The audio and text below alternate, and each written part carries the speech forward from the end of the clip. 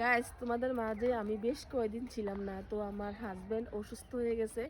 তো আমি যেদিকে থাকি চান্দি না, তো এদিকে মানে প্রাথমিক চিকিৎসা নিয়েছিল, তো ভুল ট্রিটমেন্ট হয়েছে। তো আমি হাসপাতালটা নামটা নাই বলি, তো যেই রোগটা হয়েছে এই রোগের চিকিৎসা না করে তারা উল্টা চিকিৎসা করছে।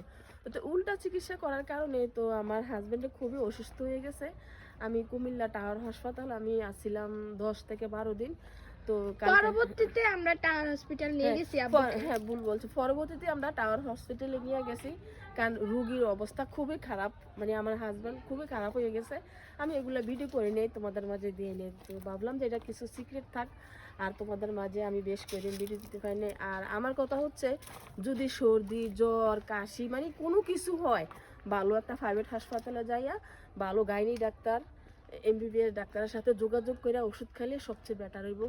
আসলে আমরা শিক্ষিত মানুষের ভুল করি, ভুল করে আর যখন দেখতেছি আর পারতেছি না তখন বড় ডাক্তারের কাছে যাই।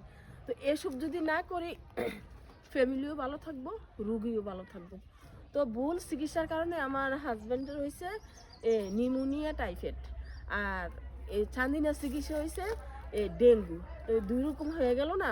তো এই ডেঙ্গুর ওষুধরা অনেক ক্ষতি করে ফেলছে। তো আমি গতকাল রাত্রে আমি বাসায় আসছি, তো ও মাই তোমাদের গশ। মাঝে আমি ভিডিও দিতে পারি নাই, আমিও ভিডিও দেই নাই, তোমাদের ভিডিও দেখতে পারি নাই।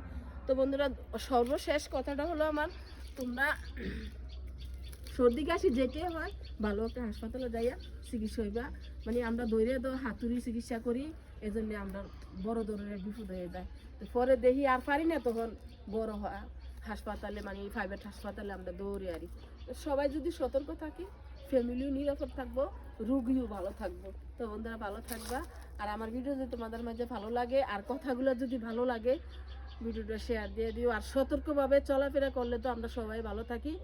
আর কাশি সর্দি জ্বর অনকা হইলে ভালো একটা গাইনি ডাক্তার এমবিবিএস ডাক্তারের সাথে যোগাযোগ করে ওষুধ খেলে সবচেয়ে বেটার। তো ভালো থাকবা। আল্লাহ হাফেজ।